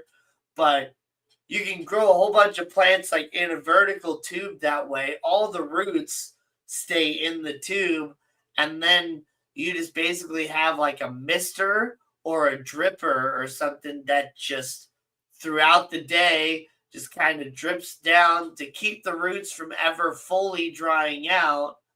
But you use very little water that way. None of the water is wasted, and you don't just have all this soil sitting there soaking it up. And your plants, since they are growing technically in air, they just get boosted, just full of oxygen, so the roots can grow super healthy, and the plants grow like 3 times faster, if not even faster than that. And you can grow so much food in so little space, and it grows so fast. That is the best way to do modern gardening. So look into aeroponics. Yeah, Kanan says, yes, my old school had those. They are so expensive. They use fertilized water, don't they? Yeah, probably, Yeah. since there's no real substrate. Yep, you use fertilized water, and you kind of change out the water every now and then. And you do it similarly to like a hydroponic system. But yeah, it's just using a lot less water since Put your fish tank water in it. You do a water change on it, you put dirty fish water in. Put your dirty fish water in there, and then after so long, the plants will use the nutrients that they need. So you need to take out that water and replace it with new nutrient-rich water. That's what I do. That's what we all do.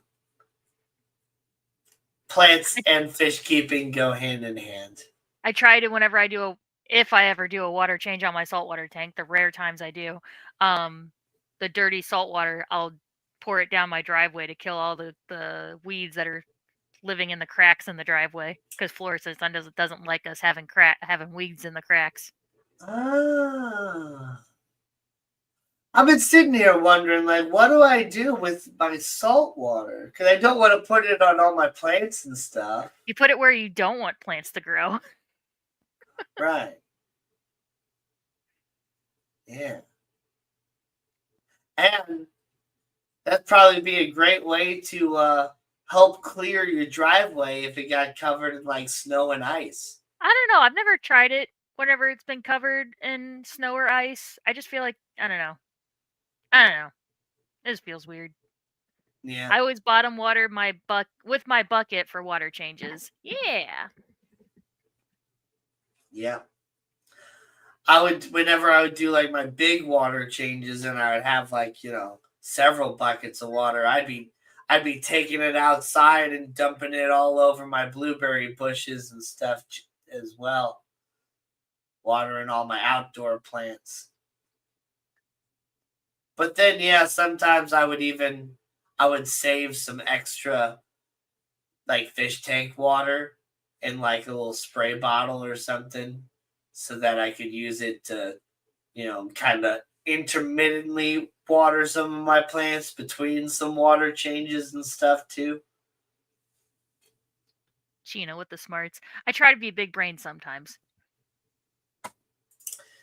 Big Coke bottles can grow big tomatoes like an aerial system suspended from the patio. Yep. Yep. Yep. Yep. Yeah, whenever you were talking about the aeroponics, it made me think of those planters that were really popular like 10 years ago, the upside down growing tomatoes. Yep. Yep. Yep.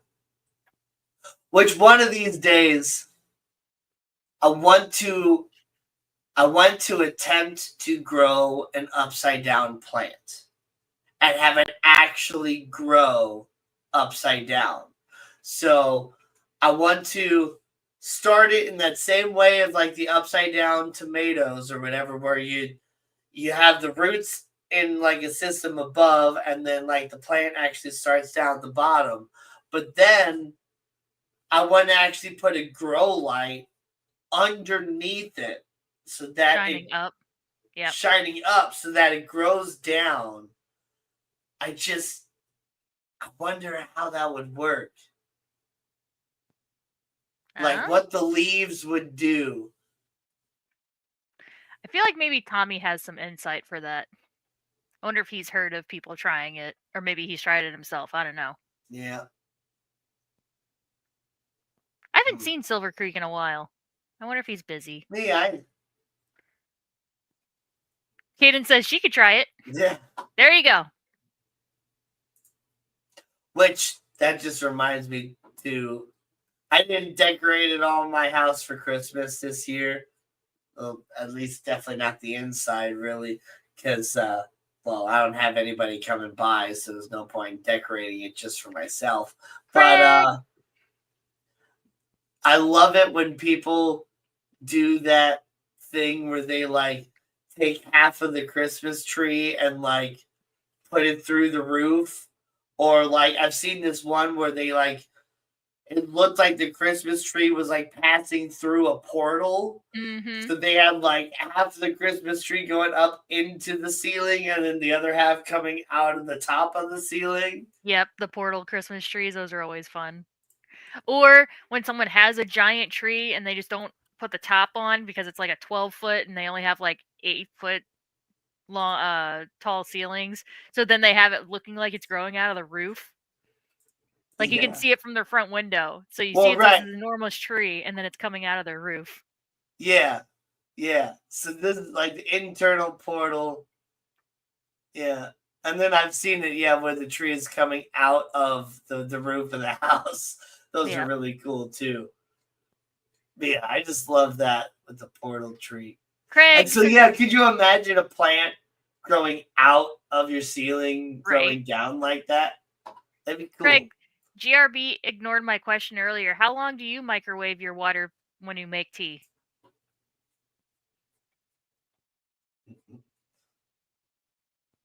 Like a minute and a half is fine with me. It's funny because I do remember seeing something a while ago of lots of videos going around of people talking about microwaving their tea water and stuff. Yeah.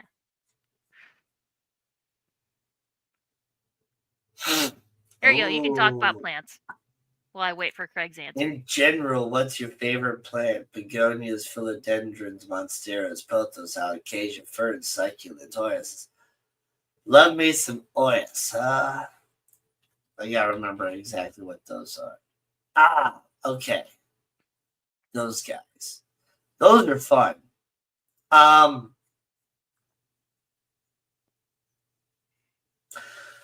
I gotta say, probably my favorite would be either mint or basil. Just because there's so many different varieties of those, and then I love fragrant herbs because you can use them for things, and they're pretty. It just smells so darn good. Basil is super duper, and basil and mint, like they're basically the same. And honestly, I think if you talk to the right sort of person, I think they're actually related. Um, I'm not 100% sure. I think I actually did grow basil in one of my pots outside a few years ago, but I didn't know you weren't supposed to let it flower before harvesting, and I learned it after it had already flowered, and I was like, "Oh, well, cool. I just grew all that for nothing." Because it like took up the pot. Like it was a good amount of basil. I don't know. It just depends.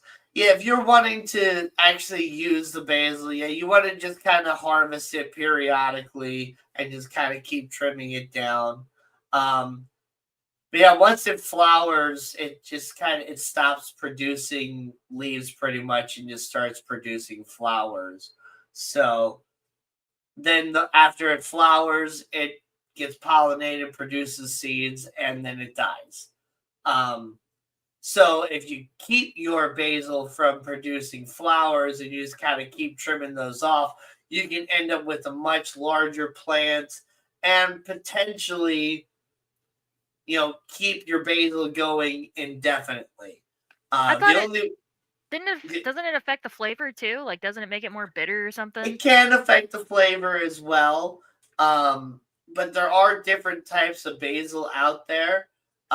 There's even this one, I believe it's called columnar basil. I got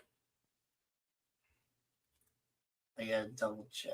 I There it think is. I thought that's why like I was like, "Oh, shoot, it already flowered. It's not going to taste right. I'm just not going to do anything with it now." So columnar basil, um, it grows basically it just keeps growing vertical and it never really flowers. Um, so that one you can just kind of keep going with. There are other ones that, yeah, they'll flower and it'll kind of affect the flavor a little bit. It'll turn more bitter. But in general, anyway, like I said, once the basil starts flowering, it pretty much stops producing the leaves that you would want to use and just focuses on flowering.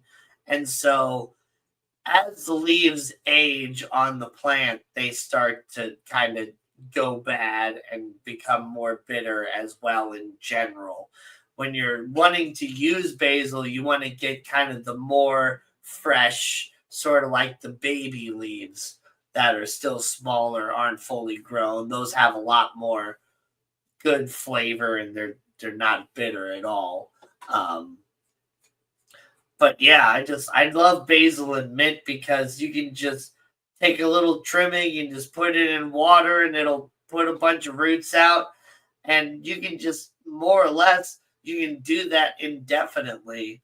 You can buy one little bitty basil plant and if you do it right and you just kind of keep trimming it and keep putting different trimmings in water and just keep it going, you can have that same basil growing for the rest of your life. If we lived in a different sort of climate where we didn't have harsh winters and all that, it'd be a lot easier to do that. But here we have to, bring it indoors and, you know, it's a lot easier to grow if you use like grow lights and stuff indoors versus just focusing on using your window as well, because you get less sunlight in the winter, so it affects your growing cycle and all that as well. And even though the temperature might be fine, it's not getting enough light, and so the plant still wants to try to go dormant anyway, and so you have to supplement with more light. um, Plants need, at least 12 solid hours of light, if not closer to 16, for them to focus on actual growth.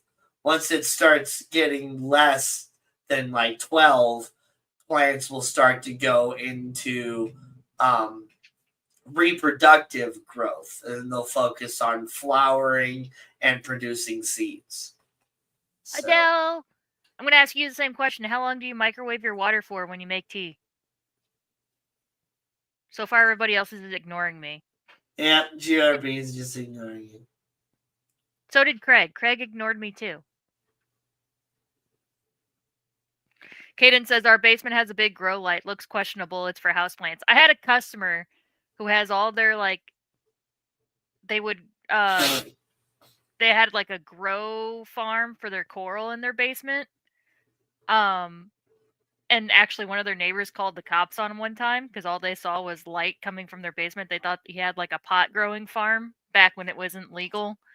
So the cop showed up at his house and they're like, oh, that's the reaction I was looking for. There we go. I got it. Okay. Anyway, thank you, Adele. What's the point in trying to trigger the Australians if they don't react? Like, please, God, no. oh, there we go. Oh, LOL, keep forgetting. I just boiled kettle. Okay, there we go. Anyway, yeah, so they showed up to his house, be like, hey, we got a call that there's suspicions of you growing pot. And he goes, oh no, I have fish tanks. Here, come inside, come look. And then yeah, showed him all of his corals and everything, and they're like, oh. Yep. Same thing happened with Terry. With Terry's tropical tanks. Yeah. He had all of his fancy grow lights and stuff on all of his aquatic plants, and at that time he was breeding fish and selling them to pet stores and all that too. And yeah, sure enough, cops came because he had all the suspicious lighting glowing from his basement all the time. And he's like, come on in and let me show you all my fish tanks. It'll take 2 minutes. It really does. I know. I'm joking. I have a kettle. I bought a kettle. I'm just trying to trigger you guys. I'm sorry. No. Thank you for giving me the reaction I was fishing for. My coffee pot automatically heats up the water for me, so I don't have to microwave it. My kettle has the different temperature settings for different types of tea. If you're that into tea, they should be brewed at different temperatures. You have an electric kettle? I do. Ah. Yeah, so like herbal tea should be at like a lower temperature, green tea I think at a higher temperature. It's all labeled on my kettle. You just choose which one. Yep. But yeah, so since you're familiar with teas, so like the same way white tea has like a lighter, sweeter sort of like flavor than green tea does, that's why you want to get like the baby leaves of like your basil or your mint or pretty much any of your fragrant herbs versus the older leaves, because green tea is like your fully mature tea leaves, and then the white tea is like your immature tea leaves, like right when they're first starting to like come out and all that. Yeah. Mick M says no Brits here. Yeah, but Australians are also very, very sensitive about their tea making. Yep. Obviously. With the dip. Yeah, YouTube's been weird, GRB. a lot of comments are being like auto modded. We were talking about that on my Wednesday stream. Jenna was talking about how Jenna and Zen were talking about how a lot of their comments were getting auto modded. And also, don't forget GRB that we are streaming on both my channel and Gina's channel. So if there's certain comments you're not seeing, it could be because they're on Gina's side versus like Adele's side. on my side. So yep. I mean, I use the microwave to heat water sufficiently if there's no other option, but you don't put the tea bag in the microwave. Also, I drink instant coffee. Yeah, so when Americans use the microwave to make tea, they're putting just a mug of water in the microwave, heating it, and then putting the tea bag in. Yeah, you don't put the tea bag in the microwave. No. And I mean, yeah, the only time I use a microwave to like heat my water or something like that is when my coffee, I haven't been drinking on it enough and my coffee has gone cold. I might throw it in the microwave for 30 seconds to warm it back up. But that's it. I'm never using my microwave as like the primary water heat source. But then again, when I'm making like ramen, I was gonna say I do just use my microwave. I used to always I used to be very strict with myself and like strictly make it on the stove. That's more dishes. Well, exactly. And it was my dad that actually started like making it in the microwave just out of like convenience when he just wanted a quick little meal before he was gonna like pass out and all that because he worked nights. And so he would sometimes do that. And then eventually I kind of tried it. And now it's so much more convenient. And I actually have like a special like container that I use now to cook all my noodles in. It's like a microwave noodle cooker thing or whatever. So it's perfect. And ramen does sound so good right now. It's 10 o'clock. We are actually 3 minutes over. So I'm gonna go make some ramen. hey, life hack: if you like SpaghettiOs and like you cook the ramen noodles, you drain out all the water, and then you put a can of tomato soup in there, and then you got ramen SpaghettiOs. It's so good. Yeah, you can do that. I've also I've had to use like the box macaroni. I've had to use the noodles for something else before, so I just had a packet of the cheese. I just put that in ramen before too, and that sounds good. That's some good some good cheesy noodles right there. I've also made spaghetti using ramen noodles before in a pinch, so you can do whatever you want with your cheap little microwave noodles. Anyway, I'm gonna go make some ramen. I'm hungry. Uh-oh, neighbor's car alarm's going off. Uh-oh. Anyway, I think I should be able to stream next week too. I thought we were gonna be screwed and we were gonna both be like, not be able to do it on Saturday nights, but so far we've been able to stream on Saturday nights still. So yeah. We'll see how it goes. We got somebody that's gonna be our other manager is going to be leaving, so that's going to kind of change some stuff up.